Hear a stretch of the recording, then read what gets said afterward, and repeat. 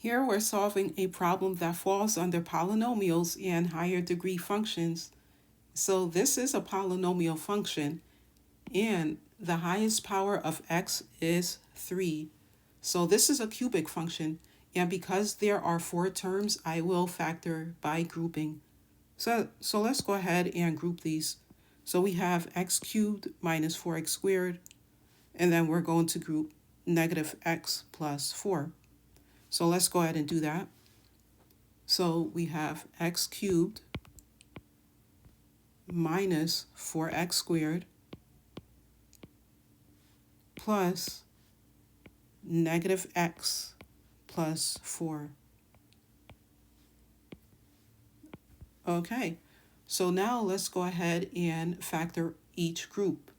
So from the first group, I can factor out x squared, and so that is x squared times x minus 4. Okay, and then for the second group, we can factor out a negative 1, and so that is negative 1 times x minus 4. Okay, so both groups contain x minus 4, so I can factor that out. So that is x minus 4 times x squared minus 1. Now we can go ahead and factor completely because the expression x squared minus 1 is a difference of squares. So it factors as x minus 1 times x plus 1. So again, that's x minus 1 times x plus 1. And we can bring down the x minus 4.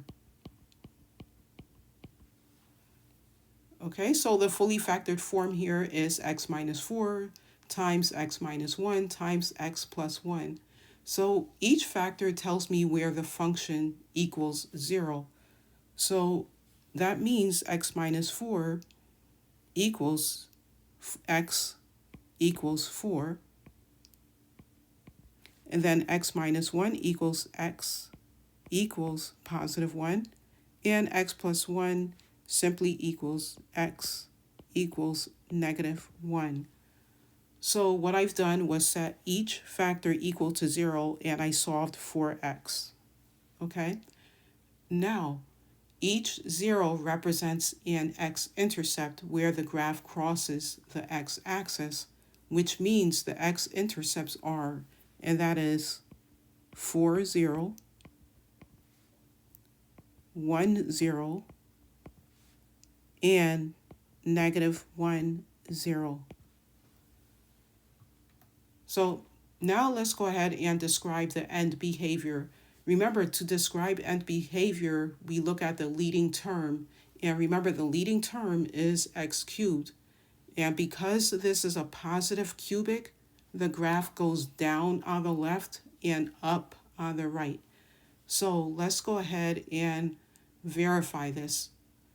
So we can see clearly on the graph that x equals negative 1, x equals positive 1, and x equals 4, which confirms the zeros we found algebraically. So the end behavior also matches what we predicted, down on the left and up on the right.